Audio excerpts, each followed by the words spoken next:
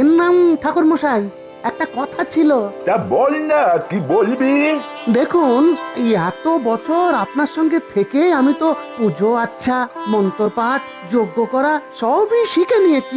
আপনার যজমানের বাড়িতে এই সব কাজের বেশিরটাই আমি করি, তবু তো সম্মান তারা আপনাকেই করে, আর আমাকে নাপিতের ছেলে বলে মস্করা করে। বুঝলাম। তা তুই কাজ ছেড়ে দিলে খাওয়া জুটবে কি করে? আমি ঠিক করেছি দূরে কোনো গ্রামে চলে যাব, সেখানে বামুন সেজে পুজো আচ্ছা করব, সম্মান পাবো, খেতেও পাবো। কি বললি? কি বললি নাপতের পর? তুই বামুন হয়ে পুজো করবি? দূর হ, হতভাগা। না করার কি আছে শুনি? লাগবে তো শুধু নামা বলি আর 2 পয়সার পইতে। তোমার সাথে এই তো আমার তফাৎ। চললাম। সবাই আমাকে হেনস্থা করে এখানে। ওই বামুন ঠাকুরের চেয়ে কিসে কম আমি? মন্ত্রতন্ত্র, প্রায়শ্চিত্তের সবের বিধান আমি জানি, তবু লোকে আমাকে নাপতে বলে খেদায়। চেনা মানুষ বলেই না সব জানে। এখানে আমাকে জীবন ভর ওই বামুনের চাকর হয়ে থাকতে হবে।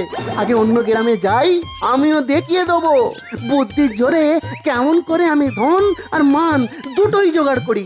নইলে আমার নামও পরাণ পরামানিক নয়। অনেকটা পথ হাঁটা হয়েছে, এবার একটু বিশ্রাম দরকার।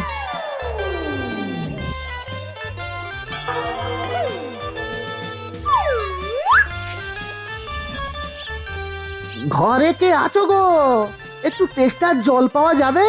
কে ডাকে? আপনি? একটা চাল দিয়ে দেখি। নমস্কার, আমি পরাণ চক্রবর্তী, পুজো পাঠ করে বেড়াই। অনেক দূর থেকে আসছি কিনা, কেউ যদি একটু বিশ্রামের জায়গা দিত তবে তাকে অনেক আশীর্বাদ করতুম। ও আগে যদি কৃপা করেন তো আপনি আমার ঘরেই থাকুন না কেন? আমি কায়েতের ছেলে। বামুন মানুষের পায়ের ধুলো পড়লে গেরস্তর মঙ্গল হয় শুনেছি। আমি বরং আপনার আপ্যায়নের ব্যবস্থা করি। বাবা, ঠিক নিশানায় লেগেছে। বেশ বেশ, তবে আমি কিন্তু সব পাক অনুগ্রহণ করে থাকি। যে আগে।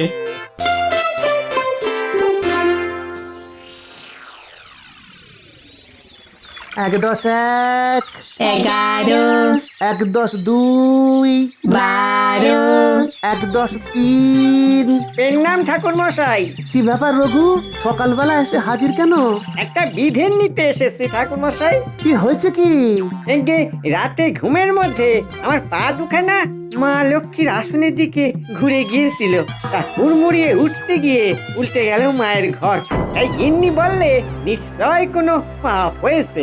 কেমন আহাম্মক বোঝো? সে তো হয়েছেই রে বাপ, সে তো হয়েছে। যাকে বলে হাতের লক্ষ্মীকে একেবারে পায়ে ঠেলেছিস। একটা উপায় বলেন ঠাকুর মশাই। আপনি তো বামুন মানুষ।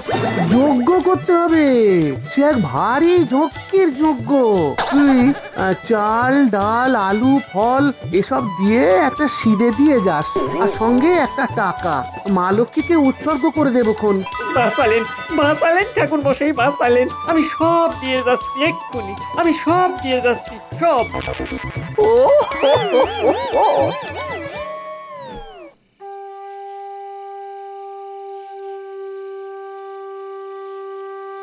নাম ঠাকুরমশাই, একটা আর্জি ছিল। আগে আমাদের একটি মেয়ে আছে, তার নাম অরু। বুঝেছি, তারপর? আগে গায়ের রং সামলা বলে তার বিয়ে হচ্ছে না, বয়স বাড়ছে, তাই বলছিলুম। আপনি তো কুলীন ব্রাহ্মণ, যদি দয়া করে আমার মেয়েটাকে উদ্ধার করেন। বাবা, এই যে দেখছি গাছে না উঠতেই এক কাঁদি। আমাকে বড়হমান ভেবে মেয়ের সাথে বিয়ে দিতে চাইছে।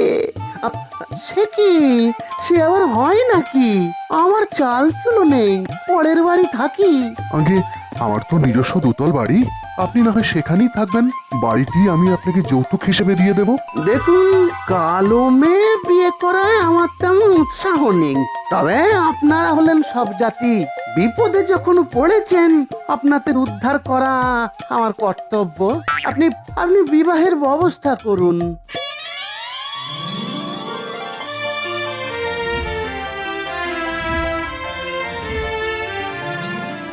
এই যে বামুনের মেয়ে, আগে আমার জন্য 1 গ্লাস জল আনো দেখি। দেখো বাপু, তোমার বাপ মা হাতে পায়ে ধরেছিল বলেই তোমার মতো কালো মেয়েকে বিয়ে করেছি। এই কথাখানা তুমি মনে রেখো। হ্যাঁ, আমার সেবা যত্ন মন দিয়ে করো, না হলে কিন্তু কদিন পরেই তোমার জন্য একটা সুন্দরী সতীন নিয়ে আসবো, বুঝেছো? বেশ, এবার তাহলে আমার পা দুটো ভালো করে দাবিয়ে দাও দেখি, বড় ব্যথা করছে। আহ আহ।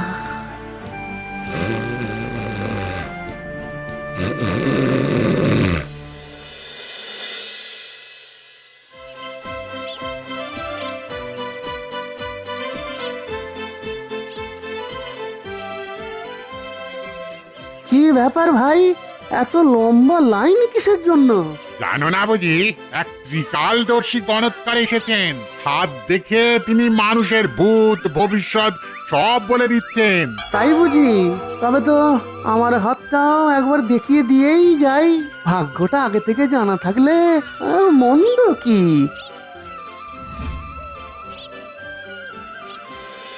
দেখি দেখি দেখি দেখি দেখি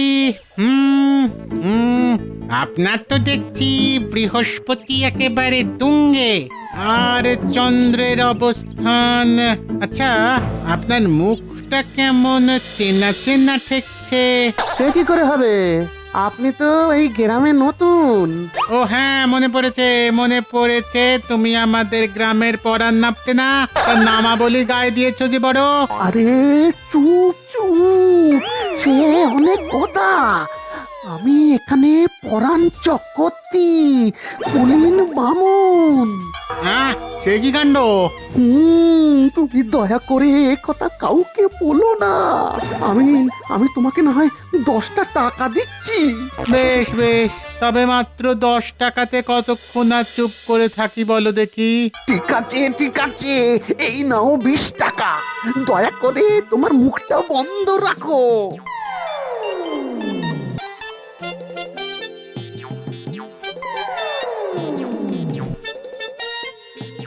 আসুন আসুন মা জননী, আসুন। আমার মেয়ের হাত দেখে একটু বলে দিতে পারেন যে ওর কপালে কবে সৌভাগ্য লেখা আছে? একটি মাত্র কন্যা, তাই তো? হ্যাঁ। কালো বলে মেয়ের বিয়ে হয়েছে বিলম্বে। আগে ঠিকই বলেছেন। কিমা, স্বামী সোহাগ থেকে বঞ্চিত হয়ে দুঃখে জীবন কাটছে বুঝি? আপনি তো সবই দেখতে পাচ্ছেন ঠাকুর। নিয়ে আমার বড়ই নিরীহ, ও বেচারা। কি করলে জামাইয়ের মন পাবে যদি একটু বলে দেন। নাম কি জামাতার? আগে পরাণ চক্রবর্তী, আমাদের আগেই যিনি আপনার কাছে এসেছিলেন। ও আচ্ছা আচ্ছা, সেই আপনার জামাই। বেশ বেশ, কোনো চিন্তা করবেন না। আপনার মেয়েকে আমি গোপনে একটা মন্ত্র শিখিয়ে দিচ্ছি।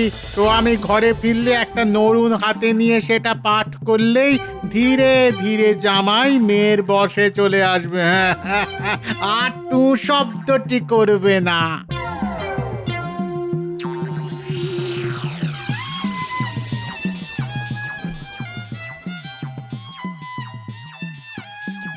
এই যে বামুনের মেয়ে, একটু গোতন নাড়িয়ে চা জল খাবার দাও।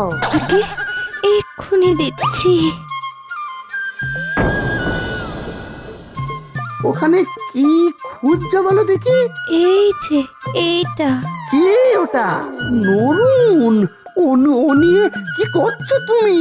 আত্মা গাছে তোতা পাখি, ডালিম গাছে মৌ, গণক বলে নাপতে বেটার, কুলিন ঘরের বউ। সে কি, তুমি এসব জানলে কি করে? কে বলেছে?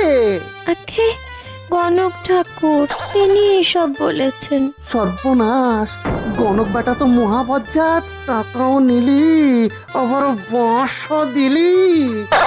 সে যা বলেছে বলেছে। তুমি যদি আর কাউকে বলো তো তোমার কপালে দুঃখ আছে। দেবো তোমার চুলের মুঠি ধরে।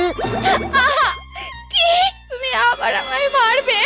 আতা গাছে তোতা পাখি, ডালিম গাছে মৌ, গণক বলে নাপতে বেটার, কুলিন ঘরের বউ।